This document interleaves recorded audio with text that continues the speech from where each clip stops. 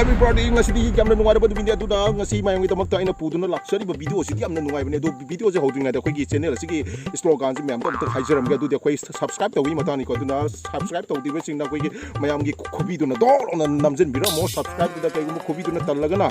khobi du na subscribe to ba talaga na khoi gi khongbi je na do na namjen bira mo adu ga khongbi ju khobi ju kai gu nam ba talaga di manang na pa mi do kauction bira ga khoi gi subscribe je ko do na namjen bira mo ko hause khoi video je hore je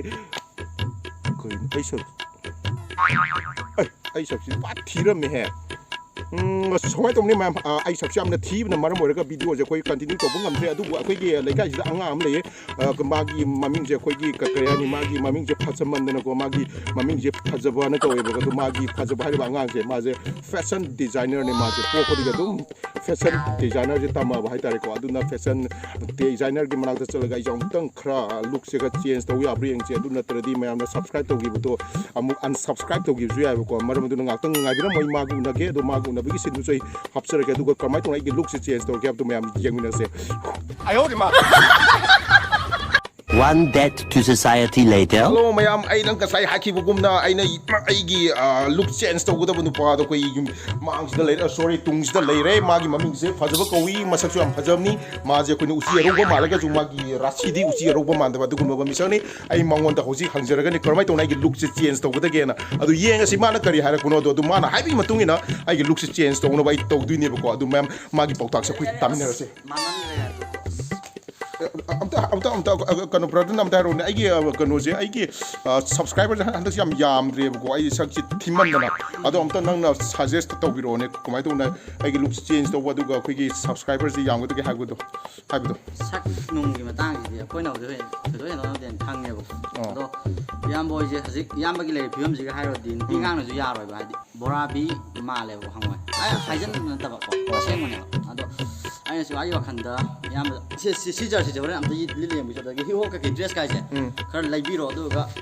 dance ka je dum tha da na ka da ma pan thong da to i ka ga ju okay ka da to bi ro do ga hafta pha da na dum yam ba gi Haji brother na suggest to bi gi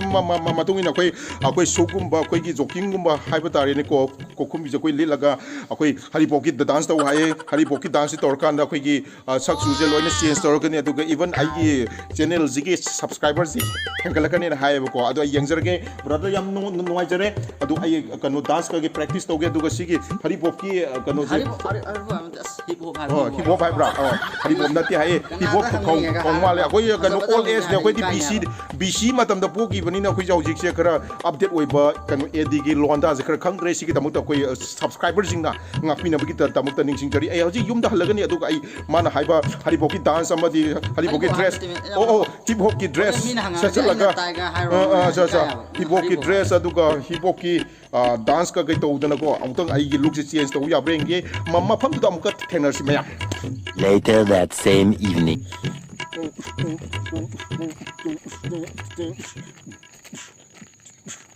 Koi gi khuthiek bi do moi robotic dance kan hai ta ne koi broken dance ka do tor ke mem pukti thek bang ngamdre mem aduna sana ai khumjalage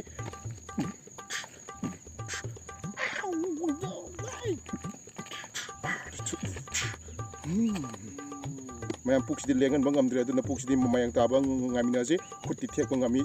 yam ko mem